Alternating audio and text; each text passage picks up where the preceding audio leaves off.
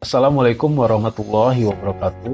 Berjumpa lagi dengan saya Ilham Muktisin di mata kuliah Etika Lingkungan. Apa kabar semuanya? Baik-baik saja ya. Oke, minggu ini kita akan belajar tentang environmental law ya, atau hukum lingkungan. Yuk kita cek. Kalau minggu lalu kita belajar tentang green technology ya, minggu ini kita akan belajar apa sih Pak environmental law itu. Tapi sebelumnya kita akan mulai dengan pengertian apa itu environment, dan nanti dilanjutkan yang terakhir kali kita akan membahas tentang bagaimana sih Pak membuat keputusan alias hukum dalam mengatur lingkungan ya, tapi dalam artian yang singkat atau secara umum ya. Oke, kita cek. Pertama-tama kita samakan dulu frekuensinya, apa sih pengertian dari lingkungan itu, karena kita akan terus-menerus memulai kata environmental law, hukum lingkungan ya. Environment menurut dari Environmental Protection Act tahun 91 di Bulgaria ya, adalah ya ini seperti tertera di PPT ya, faktor-faktor alami dan antropogenik dan elemen-elemennya yang saling terkait secara mutual dan mempengaruhi keseimbangan ekologi serta kualitas hidup, kesehatan manusia, budaya, warisan sejarah serta landscape. Jadi menurut pengertian ini ya, dia mention tentang ekologi, tapi juga dia mention tentang elemen manusia. Di situ ada kesehatan manusia, bahkan budayanya juga, dan di situ juga disebutkan warisan sejarah serta landscape atau tata ruang. Ada juga pengertian yang lebih sederhana ya, ini dari Environmental Protection Act of Juni 2 tahun selanjutnya ya, tahun 93 di Slovenia ya, lanjutan dari yang di atasnya. Jadi lebih solid lagi, environment itu atau lingkungan itu adalah bagian dari alam yang dapat dipengaruhi oleh aktivitas manusia.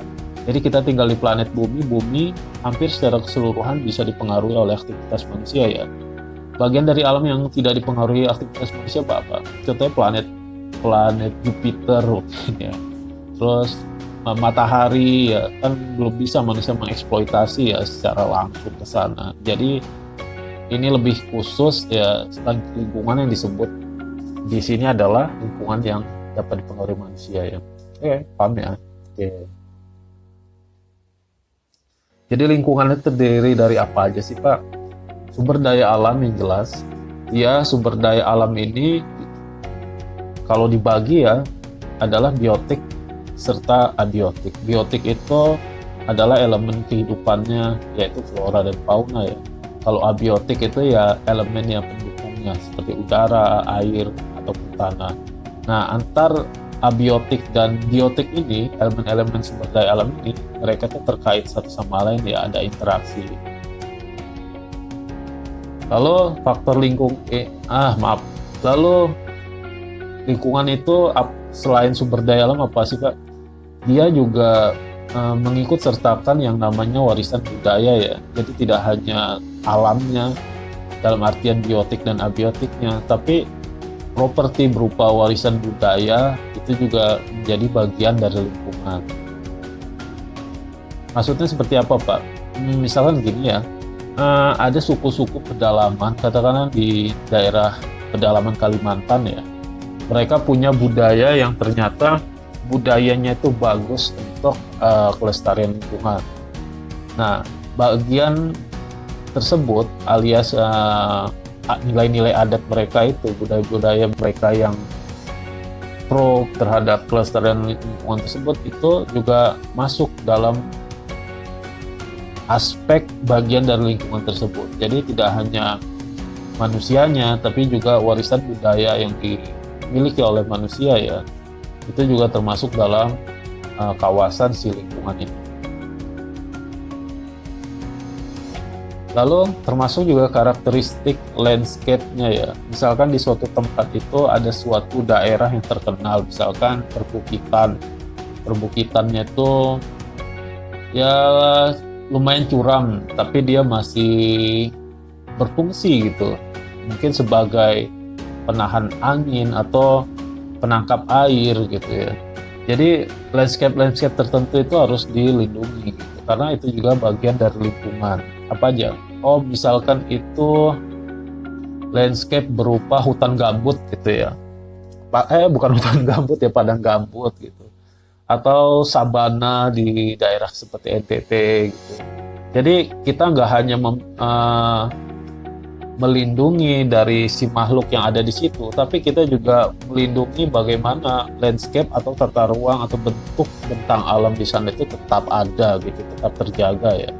Misalkan di Pulau Komodo itu ada komodonya, kita ingin melestarikan si komodonya, tapi kita melupakan aspek landscape ini. Kita bangun di sana banyak hotel, banyak ya itu bangunan-bangunan manusia ya, kayak pasar misalkan, toko-toko.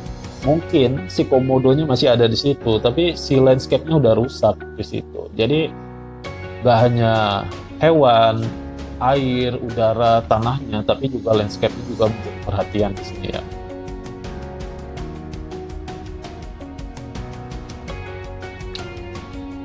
Foundation of Environmental Protection, artinya apa? Fondasi ya. Fondasi itu kan bagian paling dasar dari sebuah bangunan ya, penyokong istilahnya.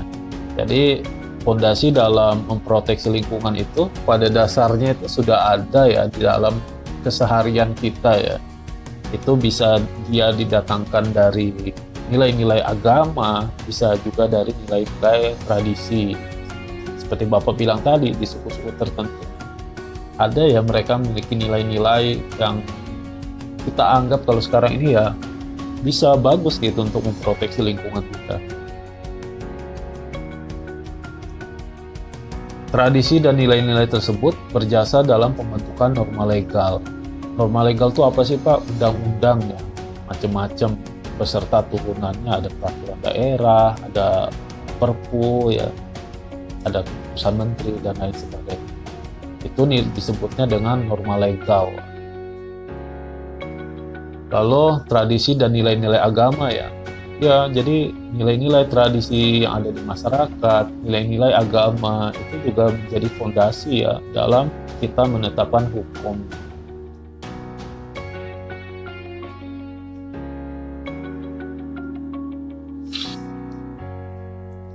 Hampir semua agama ya, setahu saya semua agama ya, itu memiliki nilai-nilai yang intinya adalah menyuruh manusia untuk ramah terhadap lingkungan, untuk menjaga lingkungan yang jangan semena-mena. Agama Buddha, Islam, Kristen, Yahudi, Hindu ya, dan lain sebagainya. Semua itu memiliki nilai-nilainya sendiri ya dalam menjaga lingkungan, dalam tujuannya menjaga lingkungan. Juga ada masyarakat tradisional ya. Masyarakat tradisional punya adat, punya hukum ya, punya pantangan-pantangan gitu ya. Yang sebenarnya ya ada nilai-nilai dalam melestarikan lingkungannya itu ya. Dan yang seperti ini juga seperti yang Bapak bilang di slide sebelumnya, itu tidak hanya faktor sumber daya alamnya atau landscape-nya. Nilai-nilai seperti ini yang ada di masyarakat ini juga menjadi perhatian. Kita harus lindungi gitu, dan dia dianggap sebagai bagian dari lingkungan. Ini sebagai contoh ya ajaran Islam ya. Saya juga sempat baca, tapi yang saya masukkan ini adalah beberapa saja ya. Jadi banyak sekali ajaran Islam yang mengajarkan umatnya ya, umat Islam itu untuk peduli terhadap lingkungan ya, jangan merusak lingkungan. Kita misalkan di yang itu, janganlah kamu berbuat kerusakan di bumi ya, itu dalam Al-Qasas ayat 77. Lalu juga kita juga dilarang membuang sampah sembarangan, itu hadis riwayatnya Abu Daud, Ahmad, dan Ibnu Majah. Lalu kita juga disarankan untuk reboisasi, itu menanam pohon gitu. Tidaklah menanam pohon itu kecuali sedekah ya, baik ke hewan, ke makhluk-makhluk lainnya gitu ya, ke manusia. Lalu kita juga diajarkan gitu dalam Islam itu, bagaimana sih seorang muslim itu, apakah kita harus boros? Enggak, seorang muslim itu harus hemat ya. Bahkan ada hadis itu, gunakanlah air secara hemat meskipun engkau berada di sungai yang mengalir deras. Bayangkan seorang yang ada di atas sungai air tawar yang deras, itu bahkan tidak boleh membuang-buang air.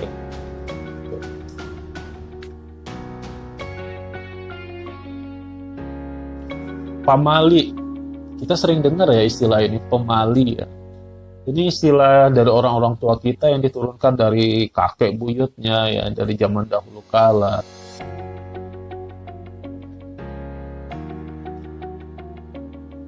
Pada dasarnya di Nusantara itu banyak sekali nilai-nilai seperti ini ya. Jadi kalau dulu kita mungkin yang belum paham, masih anak-anak, kita menilai kalau omong-omongan leluhur kita, orang-orang tua kita ini adalah sesuatu yang norak gitu ya. Bapak pemali, pantangan, segala macam. Mungkin ya, mungkin hal-hal seperti ini memang diciptakan oleh orang-orang tua kita dulu, yang para pemikir cendekiawan itu. Mereka berpikir ini loh cara kita dalam melindungi alam, supaya manusia itu lebih bisa hormat terhadap alam gitu. Kalau misalkan jangan sembarangan membuang sesuatu di daerah tertentu, atau misalkan kita kalau berburu atau menebang hutan itu jangan tamak, jangan dihabiskan segala macam. Ada istilah pemali, jangan di situ, jangan di situ. Pada dasarnya itu mengandung nilai kearifan lokal ya. Bagaimana di daerah kalian, ada nggak istilah seperti itu? Kalau istilah pemali itu ada di daerah Sunda, kalau di daerah Jawa Timur ada? Mungkin kayak pemberi sesajen itu termasuk ya. Jadi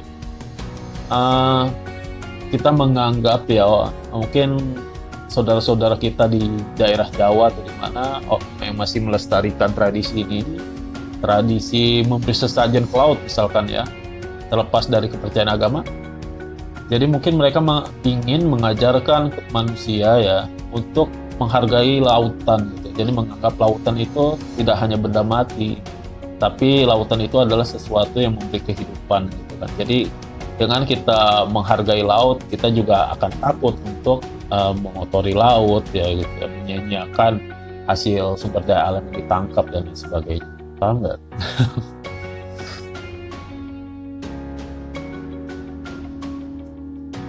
Berbicara tentang environmental law, itu tidak hanya menghargai lingkungan ya, tapi juga bagaimana cara kita untuk melindungi lingkungan. Ya. Jadi tidak hanya membuat kita untuk peduli lingkungan, tapi di satu sisi adalah proteksi. Proteksi di sini bisa macam-macam ya.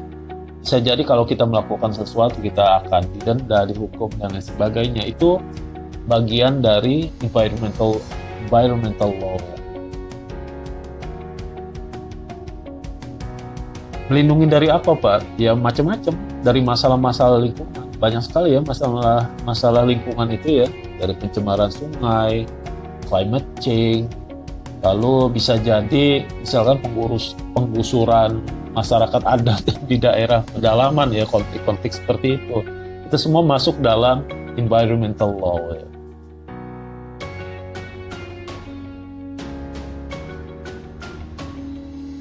Jadi environmental law itu juga sering disebut dengan environmental problems law gitu ya.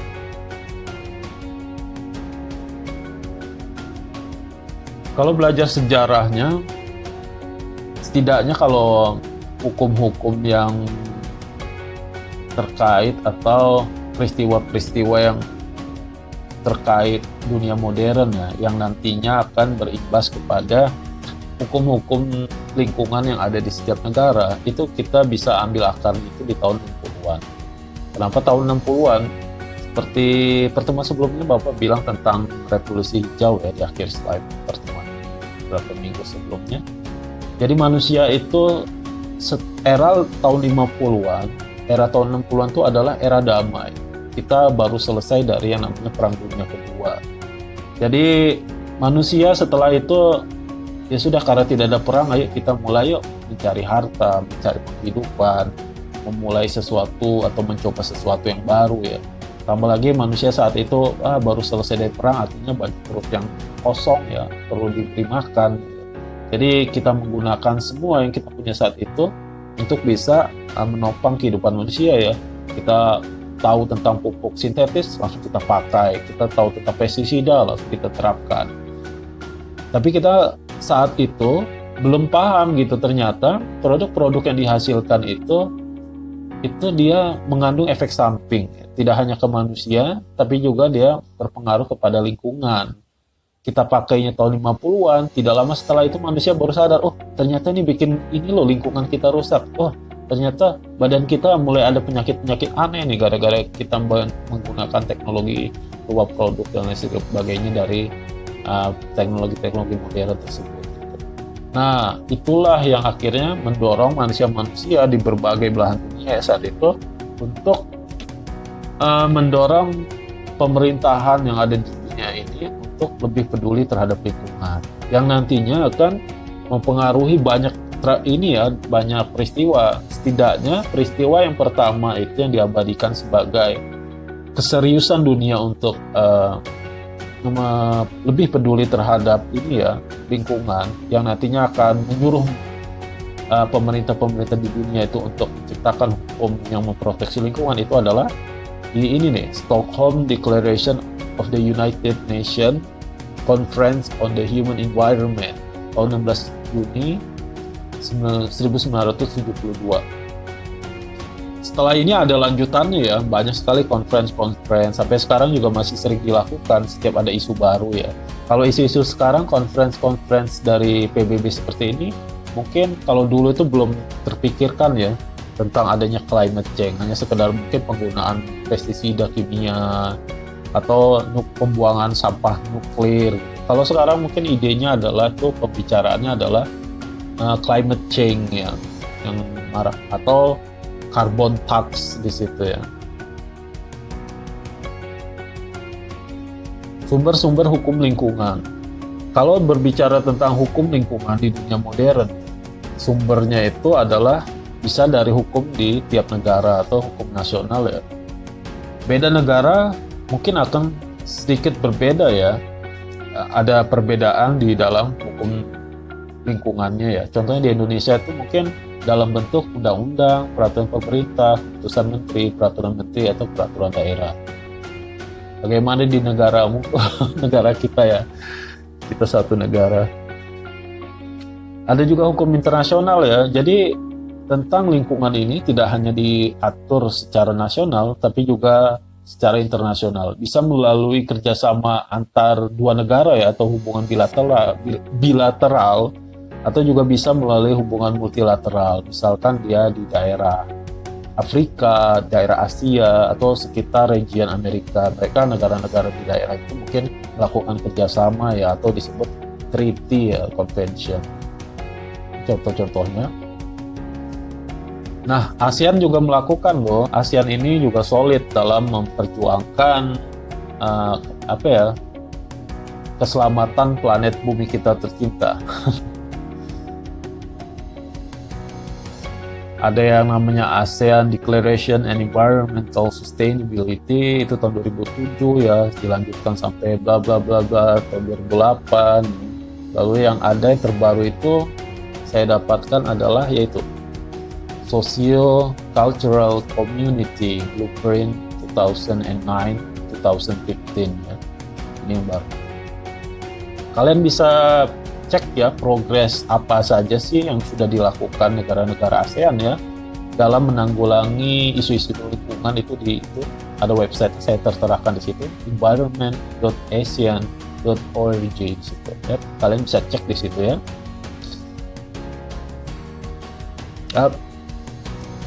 Jadi siapa sih Pak yang sebenarnya paling bertanggung jawab atau paling memiliki kekuatan untuk bisa menciptakan yang namanya environmental law? Yang jelas adalah orang yang punya kekuatan, yang punya uang, dan punya power ya, yaitu adalah negara ya. Jadi negara lah yang memiliki otoritas ataupun kapasitas ya dalam membentuk yang namanya hukum lingkungan. Decision making atau cara membuat keputusannya ya. Nah, siapa tahu nih dari kalian nanti suatu saat ada yang menjadi para wakil rakyat yang terhormat. Amin ya, amin. Atau nanti dari kalian ada yang menjadi ahli mengenai masalah lingkungan ya. Atau dari kalian nanti ada menjadi seorang pengusaha ya. Tidak ada salahnya kita tahu sedikit ya mengenai environmental law ini ya. Siapa tahu nanti kalian menjadi bagian atau tim dari pembuat kebijakan dari kepentingan kita dalam menciptakan lingkungan yang lebih baik ini. Saya akan bilang kalau environmental law itu dia sifatnya kompleks. Artinya apa, Pak? Rumit gitu ya. Rumitnya itu karena dia harus memikirkan banyak hal. Hal yang pertama adalah hal yang bersifat fisik ya, atau ekosistem. Berbicara ekosistem artinya kita harus berbicara tentang sains ya. Bagaimana sih alam ini, bagaimana sih makhluk hidup ini, lalu bagaimana manusianya, segala macam. Nanti dampaknya misalkan kita punya suatu produk, dampak kesehatannya seperti apa. Jadi dia harus ditinjau dari sisi sains ya. Jadi perlu pemikiran yang mendalam dan harus didiskusikan oleh banyak para ilmuwan di sini ya. Setelah itu dia juga secara sosial, kompleks secara sosial, rumit secara sosial ya. Karena berkaitan dengan kehidupan manusia ya. Katakanlah kita ingin lingkungan kita terjaga, kita tidak ingin, misal di Indonesia gitu, di Kalimantan, itu kita ingin menghentikan yang namanya pendirian kebun kelapa sawit. Tapi di satu sisi negara kita butuh devisa, di satu sisi masyarakat kita butuh minyak goreng ya untuk mengolah makanannya ya. Di satu sisi juga masyarakat kita juga butuh lapangan pekerjaan. Jadi bagaimana? Jadi nggak hanya dilihat, ditinjau dari masalah ekosistem atau sains ya, tapi juga ditinjau dari masalah kerumitan yang ada di masyarakat. Ada Patrick di situ ya. Aduh ya, rumit seperti Patrick yang di bawah itu, dia sulit sekali memutuskan bagaimana dia ingin masuk ke dalam rumah gitu ya. Seperti itu. Misalnya seperti ini juga ya, kita ingin masyarakat kita itu peduli lingkungan ya, kita membuat peraturan segitu banyak. Tapi bisa jadi di suatu tempat, katakanlah di sebuah desa ya, mereka memang sudah biasa menggunakan pestisida sintetis yang ya pakai dosis yang tinggi. Terkadang mereka tidak sadar gitu, mereka melakukan sesuatu yang buruk. Ketika kita kasih mereka saran, kita kasih mereka informasi mengenai hal tersebut, mereka mungkin nggak paham, atau mungkin ada penolakan dari mereka ya. Seperti itu ya, itulah disebut kenapa ya, environmental law ini bersifat kompleks ya, atau rumit, jelimet.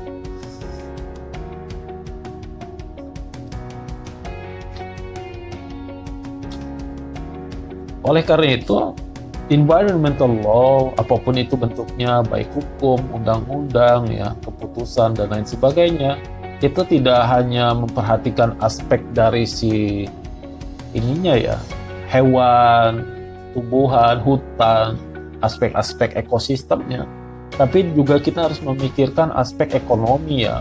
Kita harus memikirkan juga aspek manusia, ekonomi, sosial, kesehatan publik, lalu bagaimana kebijakan lain yang ada di setiap negara. Maksudnya gini, jangan-jangan ketika kita membuat hukum mengenai lingkungan ya, bisa jadi hukum tersebut bentrok dengan hukum atau peraturan yang lainnya yang sudah ada di negara tertentu. Contohnya kayak yang baru-baru kemarin itu ya, mungkin kalian pernah dengar pasti ya, itu tentang Omnibus Law ya, Cipta Kerja.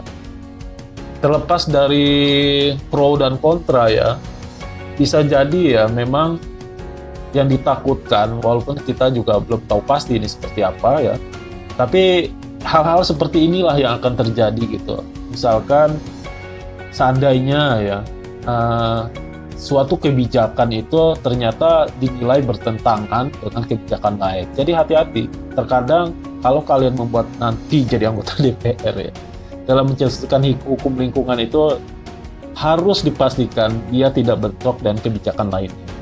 Oke ya. Amin ya pada jadi anggota DPR. Terus jadi rakyat siapa? Pak Ilham.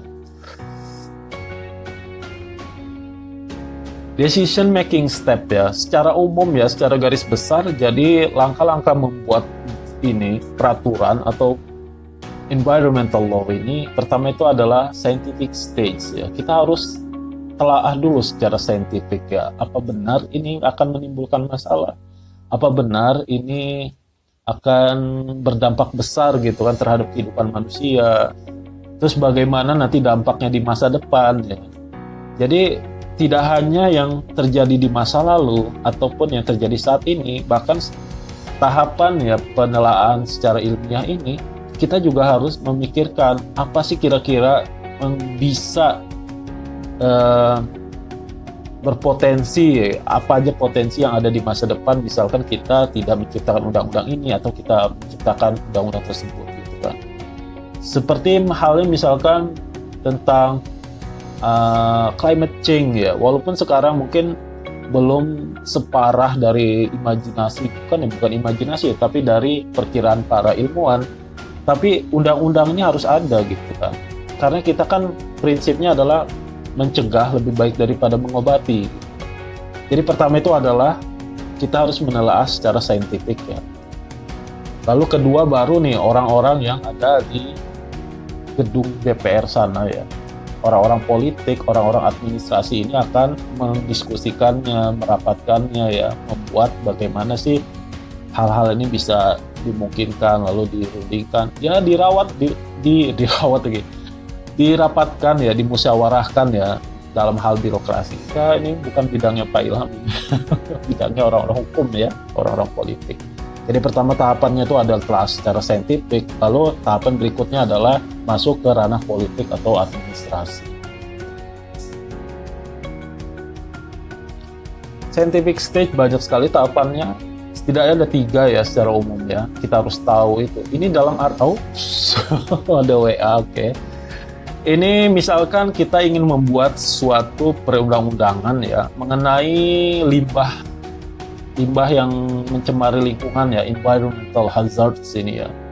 Kalau dia bahasannya berbeda dari ini, bisa jadi pembahasan secara saintifiknya pun akan berbeda. Misalkan dia bukan soal polusi atau limbah ke lingkungan, mungkin dampaknya ke manusia gitu, kesehatan manusia, maka mungkin tahapan penelaahan secara ilmiahnya pun akan bisa menjadi berbeda ya. Jadi akan berbeda sekali. Jadi Mas Bapak itu ingin memberitahu kalian ya bahwa scientific stage itu banyak sekali tahapannya, tergantung dari jenis permasalahan lingkungan yang akan dibahas. Lalu ya kedua adalah masuk ke ranah politik dan administrasinya ya. Banyak sekali. Pokoknya begitulah ya, paham dah ya orang politik ya. Kita mah jadi petani saja. Secara garis besar, apa saja sih Pak yang saat ini dibahas gitu ya dalam pembentukan hukum-hukum lingkungan itu ya? Pasti ada yang namanya masalah air, ada masalah udara, ada masalah tanah, biodiversity di situ, dan itu ya, biological diversity, pertanian dan forestry. Lalu ada bagaimana bisa melindungi warisan budaya ya, karena kita sebut tadi warisan budaya juga masuk dalam aspek lingkungan ya. Lalu kita juga membahas tentang bagaimana polusi udara, noise ya, berisik dari kendaraan di jalan raya gitu, bagaimana polusi udara juga polusi suara, noise ya, maaf salah sebut belepotan. Transportasi, tourism, karena turis juga berkontribusi ya terhadap lingkungan ya. Bisa jadi kalau turisnya nakal, buang sampah sembarangan, dan turis juga kan menggunakan kendaraan ya, mereka pakai pesawat terbang, pakai kapal laut dan sebagainya. Itu juga masuk dalam aspek pembahasan dalam environmental law. Dan yang pastinya adalah tentang bagaimana sih limbah yang toxic dan hazardous substances and waste. Climate change mana? Pastinya ada climate change. Saya lupa masukkan climate change itu, maaf ya. Oke.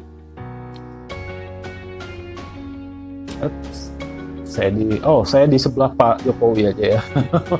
Jadi wakil ya sementara. Oke, ini adalah Undang-Undang Republik Indonesia ya, yang terkenal istilahnya granddaddy-nya dalam mengatur perlindungan dan pengelolaan lingkungan hidup ya. Jadi ini guideline besarnya ya, bagaimana Indonesia itu dalam melindungi lingkungan.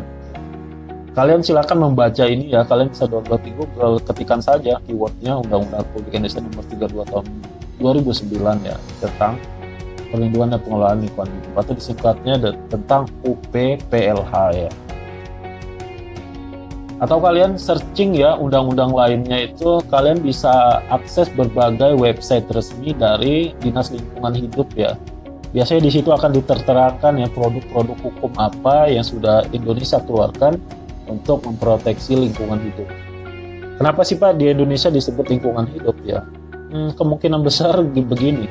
Jadi kalau secara internasional global, lingkungan hidup itu dia tidak memisahkan aspek budaya atau warisan budaya ya, heritage ya, cultural heritage dengan lingkungan. Cuma di Indonesia kan takutnya kalau digabungkan antara budaya dengan lingkungan hidup maka akan ribet. Oleh karena itu dipisah gitu, lingkungan hidup sendiri, budaya sendiri. Itulah kenapa ada departemen ya, departemen kebudayaan ya.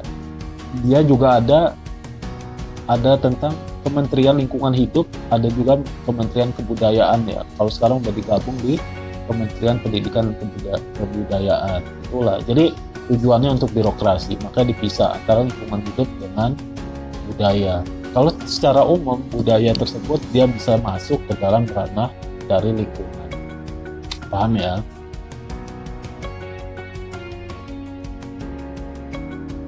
Oke. Prinsip dasar dalam proteksi lingkungan itu, hukum-hukum yang kita buat itu pada dasarnya berprinsip adanya prevention ya, atau pencegahan, precaution ya, atau artinya apa ya, kayak wanti-wanti gitu ya. Lalu ada polluter pays, artinya ada sesuatu yang harus dibayar ketika kita melanggar di situ ya. Ada hukumannya.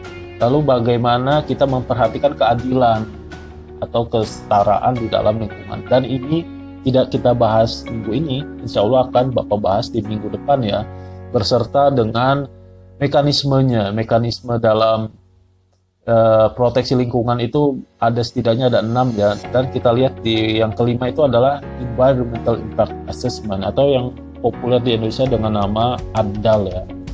Ini insya Allah akan kita bahas di pertemuan berikutnya. Jadi sekian untuk minggu ini ya, segitu saja dulu ya. Oke ya.